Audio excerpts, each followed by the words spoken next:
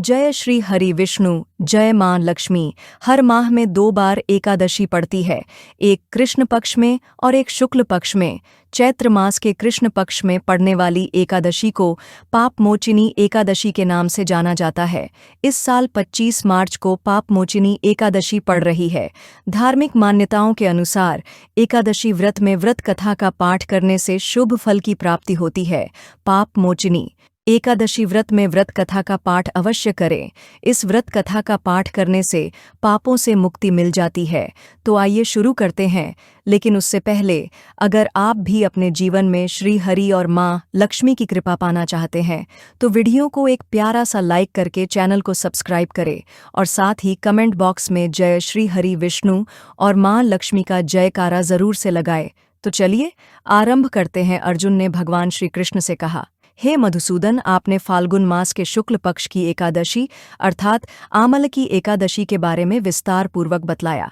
चैत्र माह के कृष्ण पक्ष में आने वाली एकादशी का क्या नाम है तथा उसकी विधि क्या है? कृपा करके आप मेरी बढ़ती हुई जिज्ञासा को शांत करें।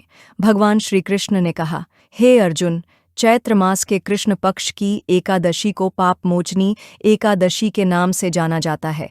एक बार की बात है, पृथ्वीपति राजा मांधाता ने लोमश ऋषि से यही प्रश्न किया था जो तुमने मुझसे किया है।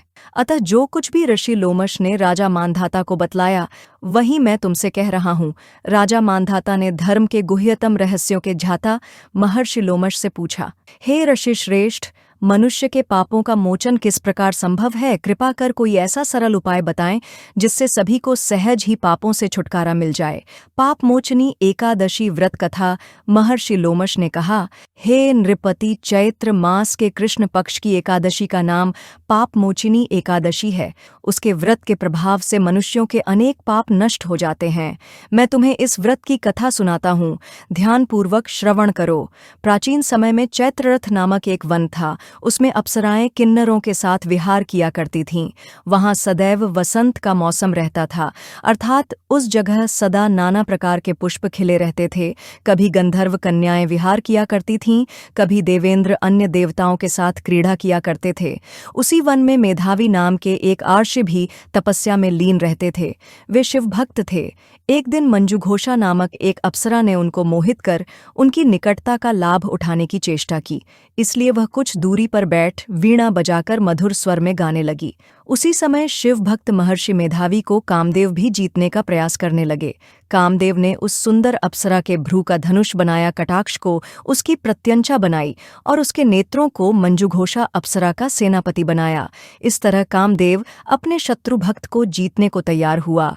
उस समय महर्षि मेधावी भी युवावस्था में थे और काफी हृष्टपुष्ट थे। उन्होंने यज्ञोपवीत तथा दंड धारण कर रखा था।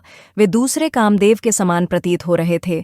उस मुनि को देखकर कामदेव के वश में हुई मंजुघोषा ने धीरे धीरे मधुर वाणी से वीणा पर गायन शुरू किया। तो महर्षि मेधावी भी मंजुघोषा के मधुर गाने पर तथा उसके सौंदर्य पर मोहित हो गए।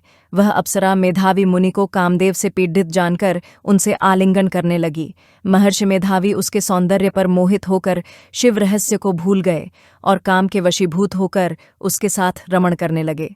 काम के वशीभूत होने के कारण मुनि को उस समय दिन रात का कुछ भी ज्ञान न रहा और काफी समय तक वे रमण करते रहे।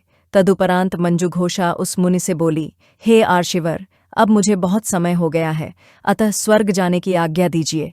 अप्सरा की बात सुनकर आर्षि ने कहा, हे मोहिनी, संध्या को तो आई हो, प्रातःकाल होने पर चली जाना।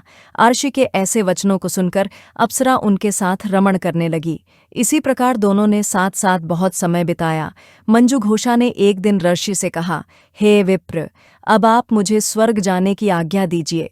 मुनि ने इस बार भी वही कहा, हे रूपसी, अभी ज्यादा समय व्यतीत नहीं हुआ है, कुछ समय और ठहरो। मुनि की बात सुन अप्सरा ने कहा, हे ऋषिवर, आपकी रात तो बहुत लंबी है, आप स्वयं ही सोचिए कि मुझे आपके पास आए कितना समय हो गया।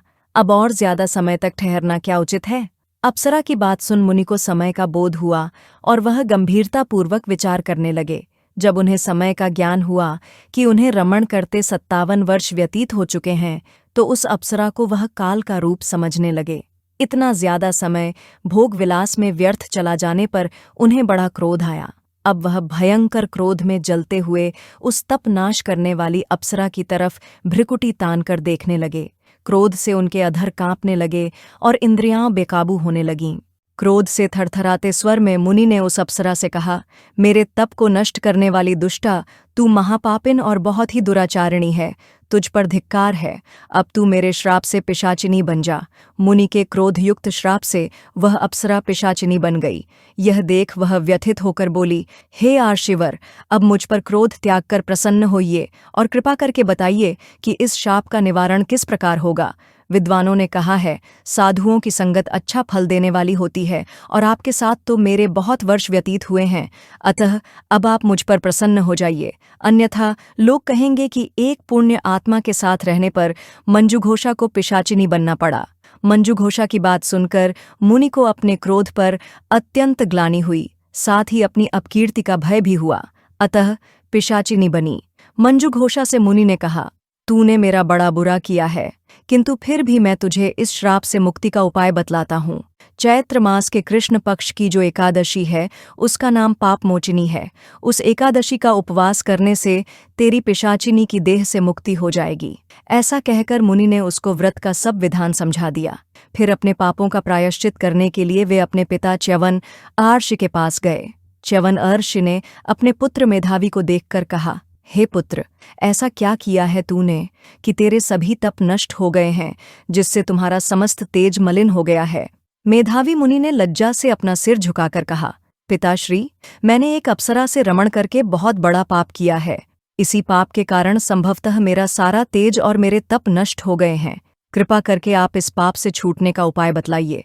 अर्षि ने कहा, हे पुत्र, तुम चैत्र माह के कृष्ण पक्ष की पाप मोचिनी एकादशी का विधि तथा भक्तिपूर्वक उपवास करो। इससे तुम्हारे सभी पाप नष्ट हो जाएंगे। अपने पिता च्यवन अर्षि के वचनों को सुनकर मेधावी मुनि ने पाप मोचिनी एकादशी का विधिपूर्वक व्रत किया। उसके प्रभाव से उनके सभी पाप नष्ट हो गए। मंजुघोषा अप्सरा भी पाप मोचिनी एकादशी का उपवास करने से पिशाचिनी की देह से छूट गई और पुनः अपना सुंदर रूप धारण कर स्वर्गलोक चली गई। लोमश मुनि ने कहा, हे राजन, इस पाप मोचिनी एकादशी के प्रभाव से समस्त पाप नष्ट हो जाते हैं। इस एकादशी की कथा के श्रवण व पठन से 1000 गौदान करने का फल प्राप्त होता है। इस उपवास के करने से ब्रह्म हत्या करने वाले, स्वर्ण चुराने वाले, मद्यपान करने वाले, अगम्यागमन करने वाले आदि भयंकर पाप भी नष्ट हो जाते हैं और अंत में स्वर्गलोक की प्राप्ति होती है। तो प्रिय भक्तों, ये थी पाप मोचनी एकादशी की व्रत कथा, जिससे सुनने मात्र से मिलेगी आपको सभी दुखों और कष्टों से मुक्ति। आशा करते हैं आपको हमारे द्वारा सुनाई गई ये कथा जरूर पसंद आई होगी। अगर कथा पसंद आए तो वीडियो को लाइक और चैनल को सब्सक्राइब जरूर करें। धन्यवाद। जय श्री हरि विष्णु। जय मां लक्ष्मी।